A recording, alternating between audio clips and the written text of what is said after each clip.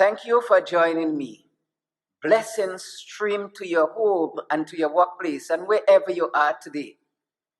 And this blessing is coming from the Roman Catholic Diocese of Bridgetown here in Barbados.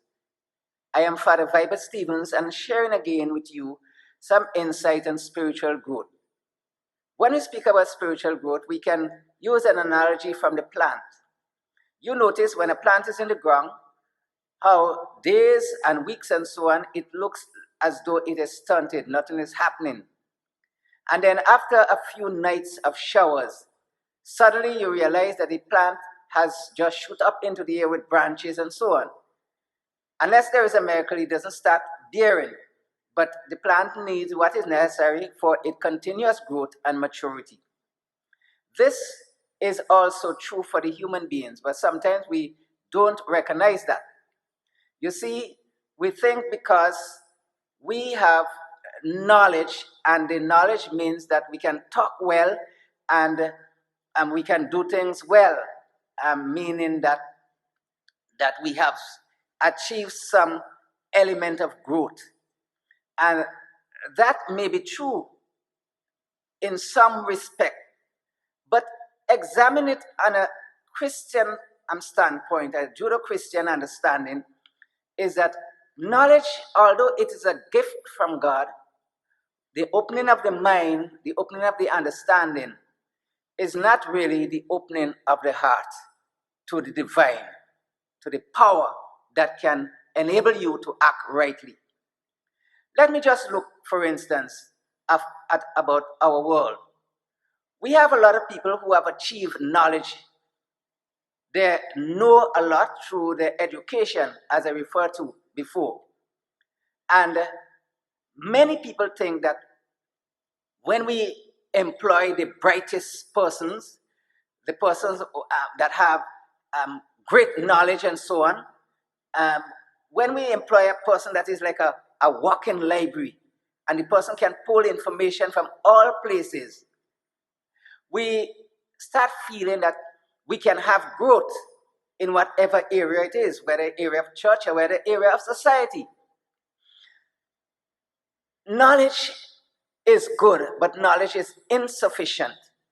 Because unless the knowledge is being refined by the heart's power, the center of our being, our knowledge is no way. Let me just share you some examples. We have great leaders in the world, and many of them have done great things, and I'm not degrading our leaders, both spiritual leaders and leaders involved in politics and other areas of life. But look at most of our leaders. Most of our leaders, with all the knowledge and power they have, do you notice? Many of them fall very easily. Why? Because many of them fail to make decisions that are good and just. Goodness and justice is not just informed by knowledge, cranium pack. No. The heart has something to do with it. And the heart, therefore, has something to do with God.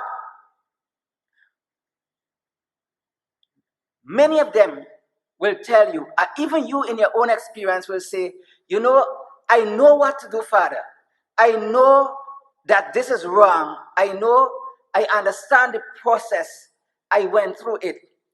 But somehow when I get there, I feel paralyzed, incapable of doing what I do. And remember St. Paul says, the things I want to do, I do not do, and the things that I don't want to do, that is the things I do. That is the human frailty. It tells us of the struggle human beings have.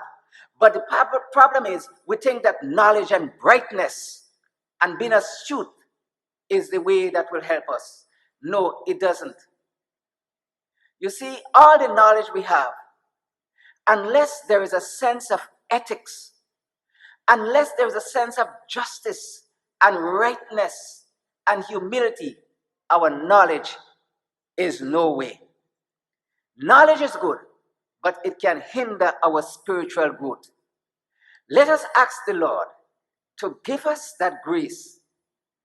Help us to grow inwardly by relying on the process of discernment to walk in His name. Amen. Thank you for joining me.